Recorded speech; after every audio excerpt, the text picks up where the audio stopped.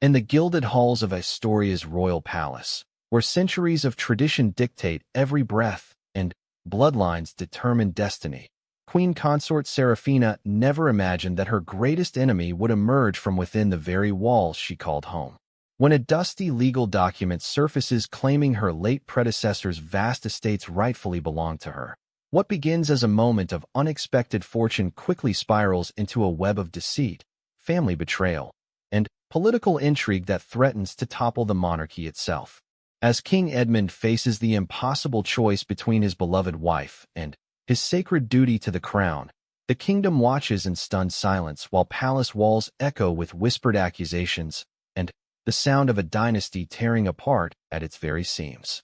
The morning sun cast long shadows across the marble floors of Astoria Palace as Queen Consort Serafina made her way through the East Wing corridors, her silk slippers making barely a whisper against the polished stone. The palace had been her home for nearly 8 years since her marriage to King Edmund, yet she still felt like an outsider in its ancient halls.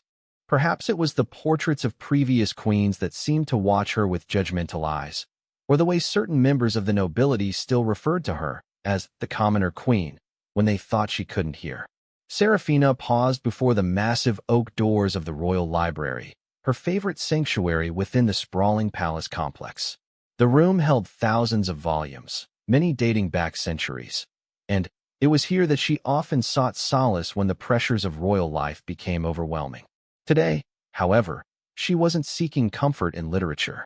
Royal Archivist Margaret Thornwell had sent an urgent message requesting her immediate presence for a matter of utmost importance. The elderly archivist stood hunched over an ancient wooden desk, her silver hair pulled back in its characteristic tight bun.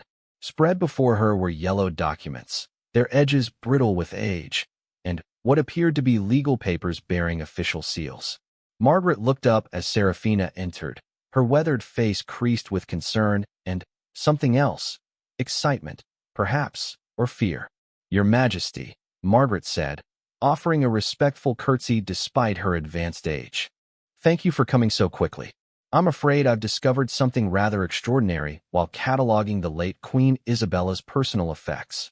Serafina felt her chest tighten at the mention of Edmund's first wife. Isabella had died in a tragic riding accident 3 years before Serafina's arrival at court, but her presence still lingered throughout the palace like a ghost that refused to be laid to rest. Her portraits adorned nearly every room. Her favorite flowers still bloomed in the royal gardens, and Edmund kept her personal chambers exactly as she had left them. "What is it, Margaret?" Serafina asked, moving closer to examine the documents. "A will, Your Majesty. Queen Isabella's personal will, separate from any royal declarations. It appears she had significant private holdings, estates, investments, and properties that were hers alone, inherited from her family rather than acquired through marriage to His Majesty." Margaret's gnarled finger traced across the parchment, pointing to specific passages written in Isabella's elegant script. According to this document, which bears her seal and signature, all of her personal wealth and properties are to be transferred to the next queen consort of Astoria. Serafina stared at the document, her mind struggling to process the implications. "But surely that would have been addressed when she died." "That's just it, Your Majesty. This will was never found. It was hidden away in a secret compartment within her writing desk, which we only discovered yesterday when the desk was being moved for restoration. The royal lawyers who handled her estate after her death worked only with her official royal will, which dealt with ceremonial items and jewelry. They had no knowledge of these private holdings." The weight of what Margaret was suggesting began to settle over Serafina like a heavy cloak. Isabella's private estate was rumored to be vast. Her family, the Montagues, had been among the wealthiest noble houses in the kingdom for generations. Their holdings included productive farmlands, profitable mines, and several manor houses scattered across Astoria's most desirable regions. "How much are we discussing, Margaret?" The archivist consulted another paper, her voice dropping to nearly a whisper. "Conservative estimates suggest the total value exceeds 12 million crowns, Your Majesty. That's not including the potential revenue from the ongoing mining operations and agricultural yields." Serafina sank into one of the library's leather chairs, her mind reeling. 12 million crowns would make her one of the wealthiest individuals in the kingdom, with resources independent of the royal treasury.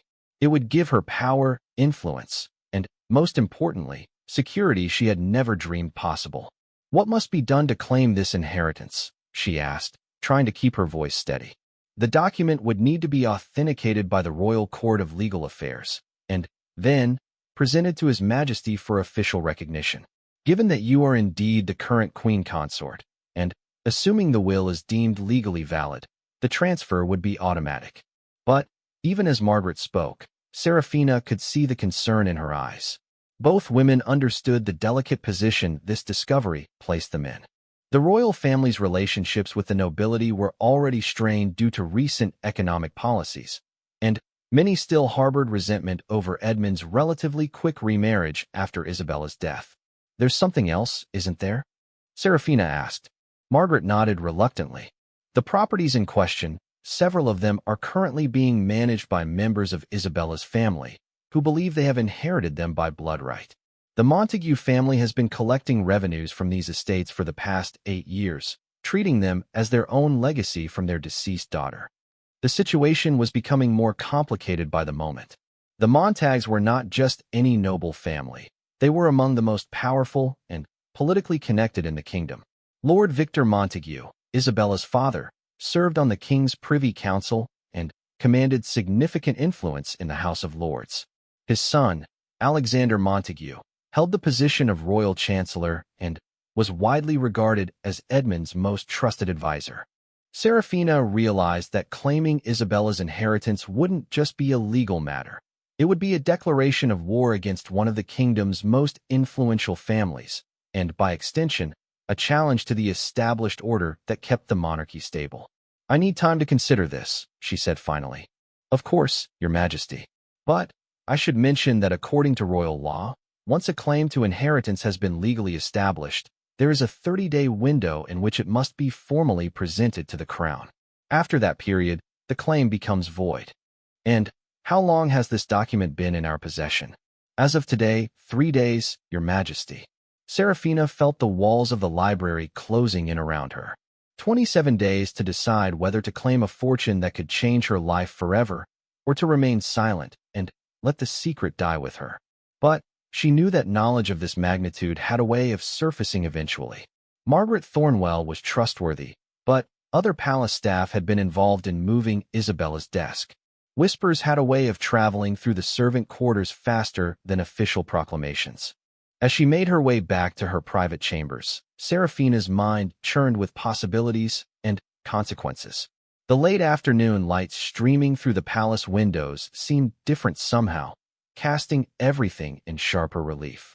She passed Isabella's portrait in the main hallway, a stunning woman with golden hair and piercing blue eyes, painted in her coronation gown, and for the first time, Serafina didn't look away.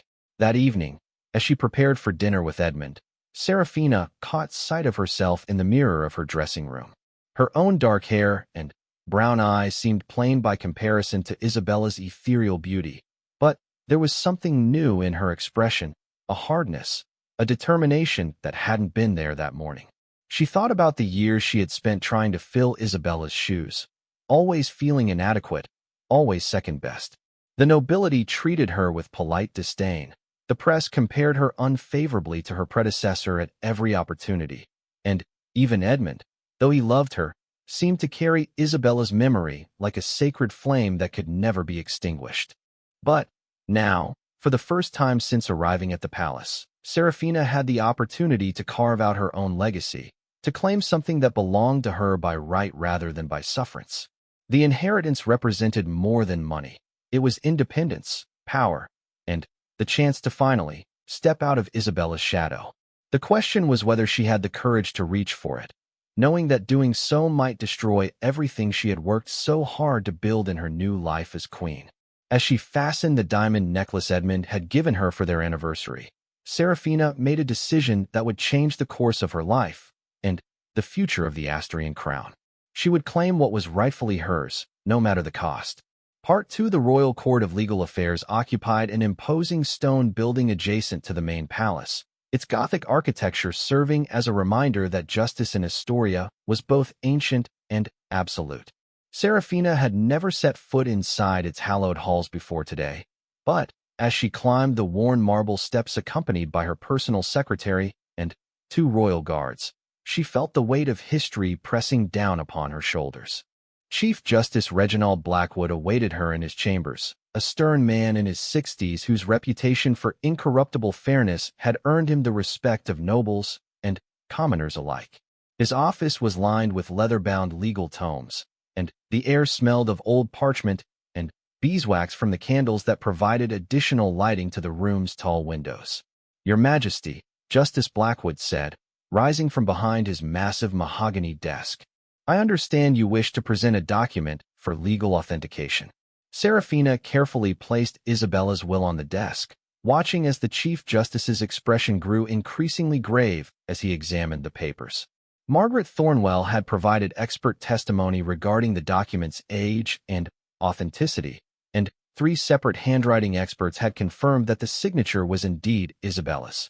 "This is a most unusual situation," Blackwood said after nearly an hour of careful examination. "The legal language is precise and properly executed. The will appears to be genuine, and if authenticated, it would indeed grant you claim to Lady Isabella's private holdings." "If authenticated?" Serafina asked.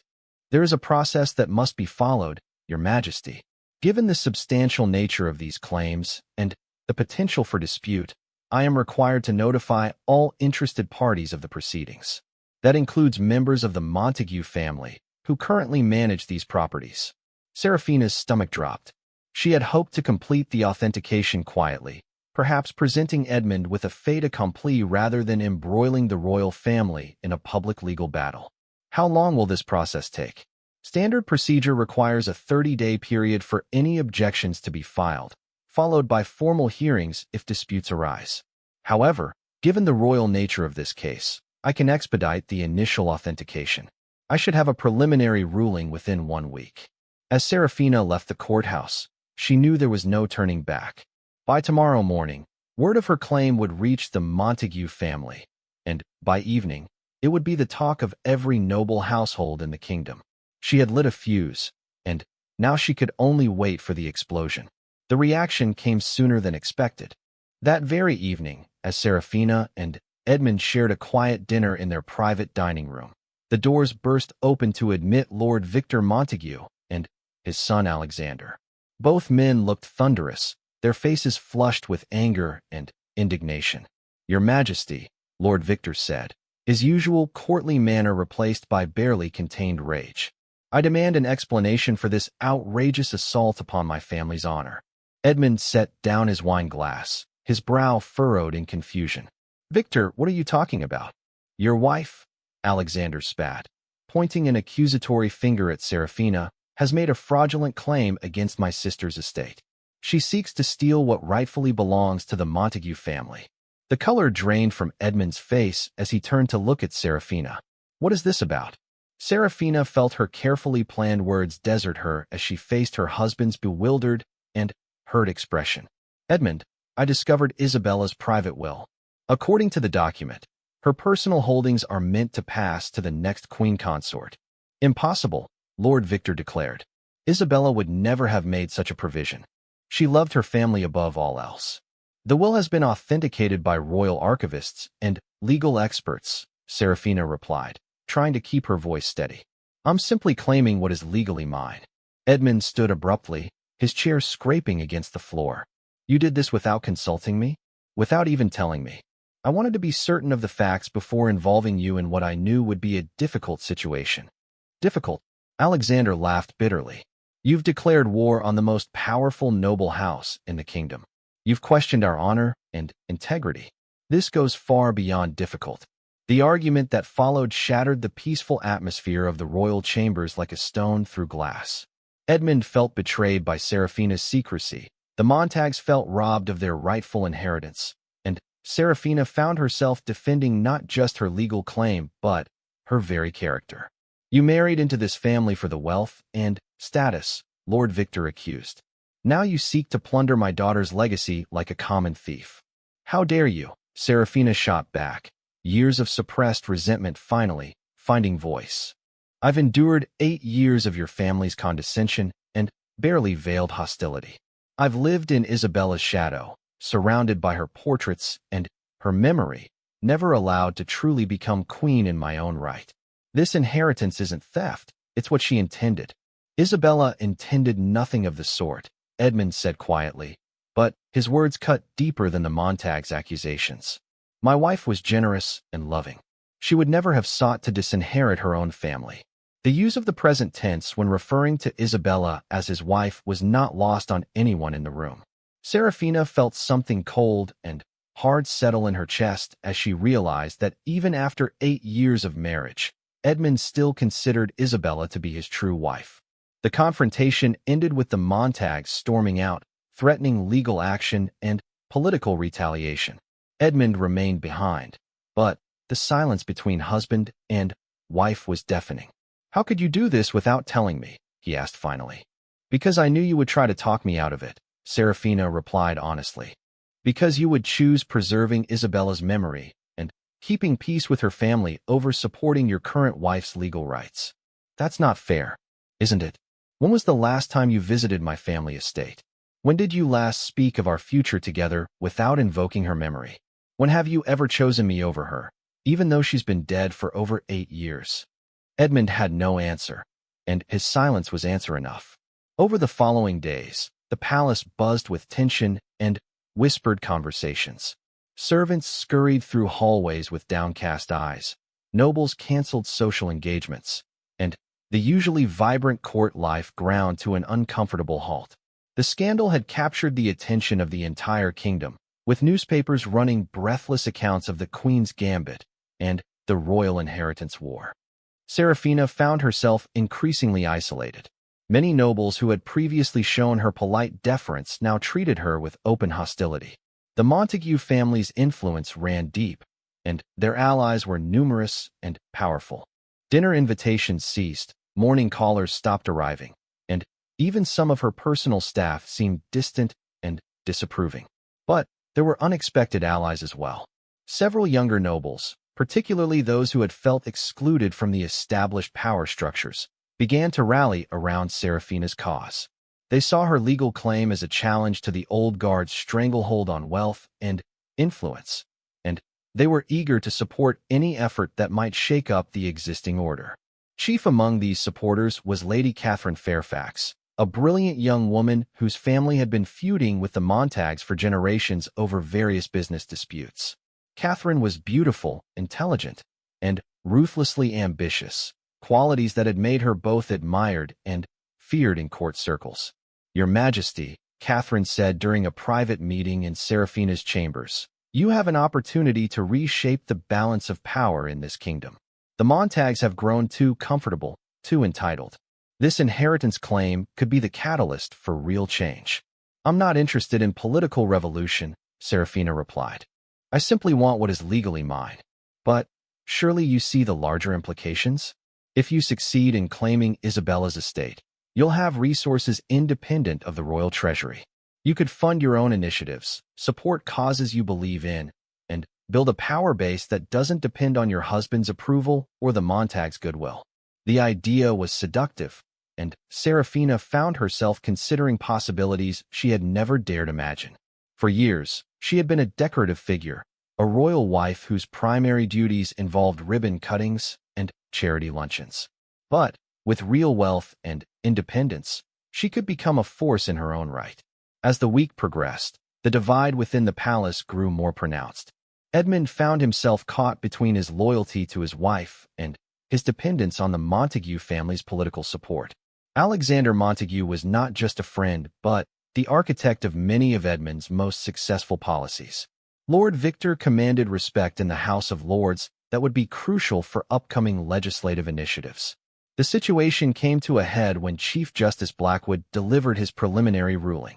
Standing in his chambers before an assembly of interested parties, including Serafina, the Montague family, and several royal representatives, he announced his decision with the gravity befitting such a momentous occasion. After careful examination of the evidence presented, including expert testimony regarding the document's authenticity and legal validity. This court finds that the will of Lady Isabella Montague is genuine and legally binding. Serafina felt a rush of vindication, but Blackwood wasn't finished.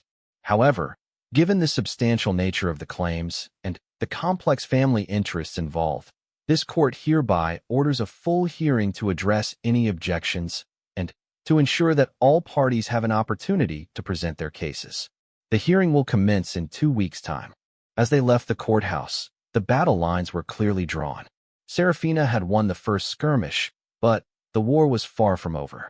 The Montagues would not surrender their wealth without a fight, and she was beginning to understand that claiming Isabella's inheritance might cost her everything else she held dear. That night, as she lay in bed beside Edmund, listening to his steady breathing in the darkness, Serafina wondered if she had made a terrible mistake. The man she loved was slipping away from her, the court was choosing sides, and the kingdom was watching her every move with fascination and judgment. But when she thought about the 12 million crowns and the independence they represented, when she imagined finally stepping out of Isabella's shadow and claiming her own place in history, she knew she would see this battle through to its conclusion, no matter the cost. Part 3. The Great Hall of the Royal Court of Legal Affairs had been transformed for the inheritance hearing, with rows of wooden benches arranged to accommodate the dozens of nobles, lawyers, and court officials who would witness what many were calling the trial of the century. Ornate tapestries bearing the royal coat of arms hung from the stone walls, while tall windows allowed streams of morning sunlight to illuminate the proceedings. Serafina sat at the petitioner's table, flanked by the kingdom's most expensive lawyers whom she had hired using her own modest savings and some discreet loans from her supporters. Across the aisle, the Montague family had assembled an equally impressive legal team, led by the renowned advocate Sir Marcus Whitfield, whose reputation for destroying opposing cases was legendary throughout Astoria. The public galleries were packed with nobility, curious citizens, and members of the press who had traveled from across the kingdom to witness the spectacle. Serafina could feel their eyes upon her, judging her every expression and gesture. Some faces showed support, others displayed obvious hostility, but most simply watched with the fascination of spectators at a gladiatorial contest. Edmund sat in the royal viewing box, his face carefully neutral, but his discomfort obvious to anyone who knew him well. The past 2 weeks had been torture for both of them, as they maintained a facade of marital unity while privately growing further apart each day. Their conversations had become stilted and formal, reduced to necessary communications about official duties and court functions. Chief Justice Blackwood called the proceedings to order, his voice echoing through the packed hall. "We are here to determine the validity of the inheritance claim made by Her Majesty Queen Consort Serafina regarding the private estate of the late Queen Isabella. The petitioner will present her case first." Serafina's lead counsel, a sharp-minded woman named Victoria Sterling, rose to address the court. She was known for her methodical approach and unshakable composure, qualities that had made her the first choice despite her youth and gender in a profession dominated by older men. "Your Honor, the facts of this case are straightforward," Sterling began. "The late Queen Isabella executed a valid will disposing of her private property according to her wishes. The document has been authenticated by multiple experts and meets all legal requirements for a binding testament. My client, as the current Queen Consort, is the rightful beneficiary under the clear terms of this will." Sterling methodically presented the evidence. Handwriting analysis confirming Isabella's signature, testimony from royal archivists about the document's age and provenance, and detailed inventories of the properties in question. Each piece of evidence was carefully cataloged and cross-referenced, building a case that seemed unassailable. But Sir Marcus Whitfield was not intimidated by the strength of the petitioner's evidence. When his turn came to present the defense, he approached the bench with the confidence of a master craftsman about to demonstrate his skill. "Your Honor, while we do not dispute the authenticity of the document in question, we vehemently contest its validity as a legal will. I contend that this document was written under circumstances that render it legally void, and, furthermore, that it contradicts both the known wishes of the deceased and the established customs of noble inheritance. Whitfield's strategy quickly became apparent. Rather than challenging the document's authenticity, he would attack Isabella's mental state when she wrote it and argue that the will was the product of temporary distress rather than considered judgment.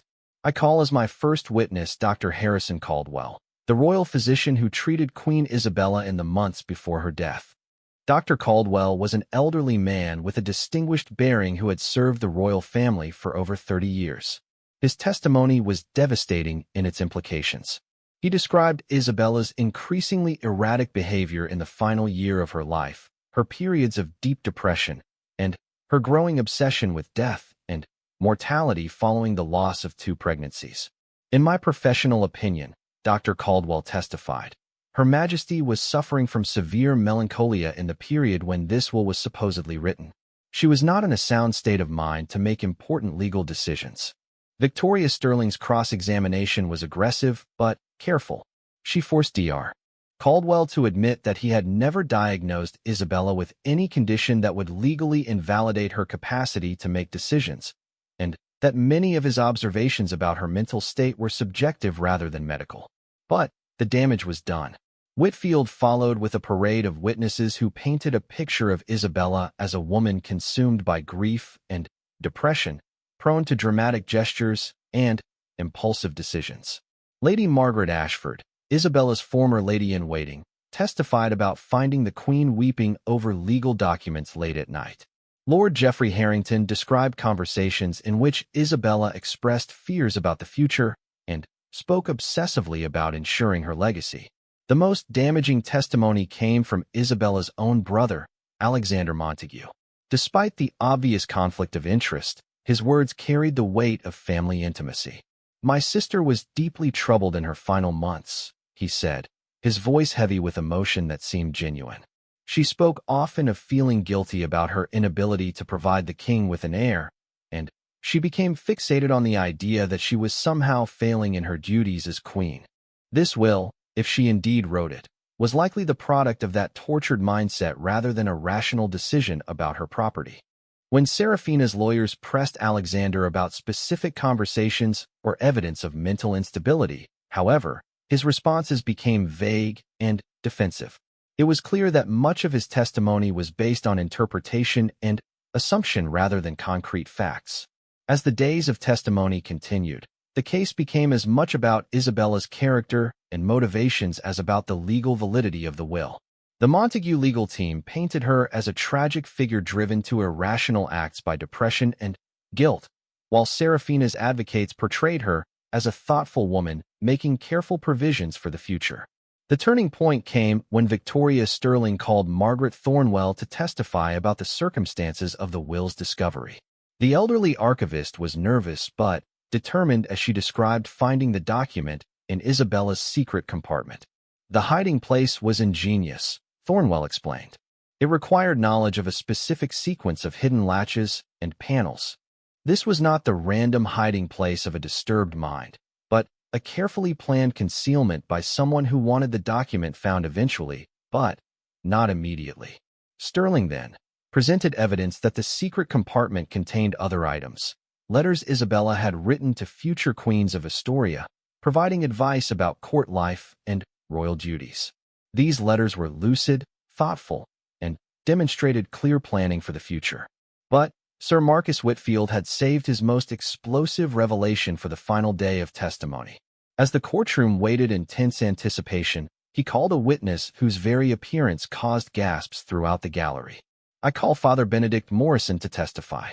Father Morrison was the elderly priest who had served as Isabella's personal confessor, a man bound by sacred vows of confidentiality who had never before broken his silence about the private matters of the royal family. His decision to testify sent shockwaves through the court and the kingdom beyond.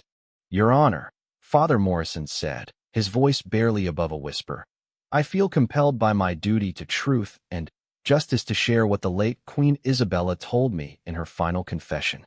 The courtroom fell completely silent as the priest continued. Queen Isabella expressed deep regret about a document she had written in anger and despair. She asked for God's forgiveness for what she called an act of spite, that would cause pain to innocent people after her death. She specifically mentioned her fear that this document would be used to hurt those she loved most.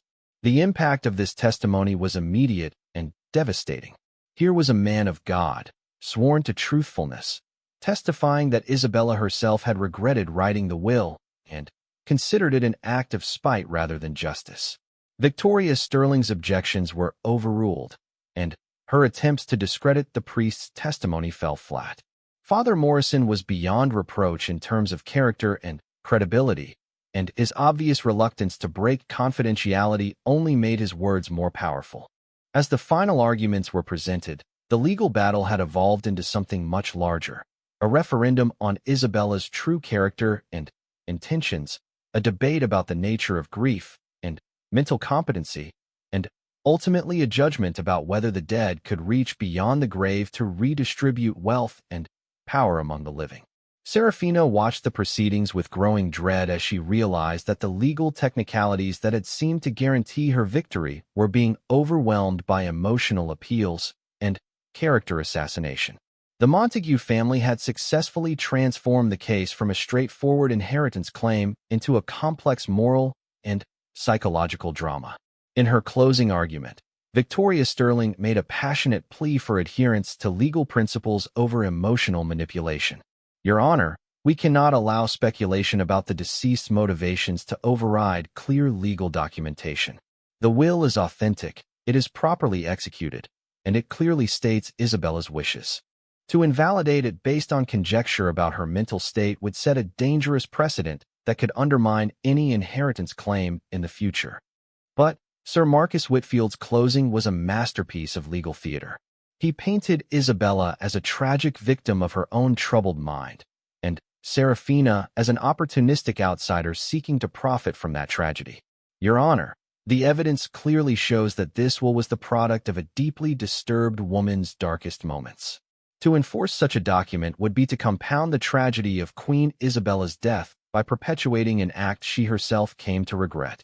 The Montague family asks not for charity, but for justice, the justice of honoring not just Isabella's words in a moment of despair, but her true character and lifetime of love for her family.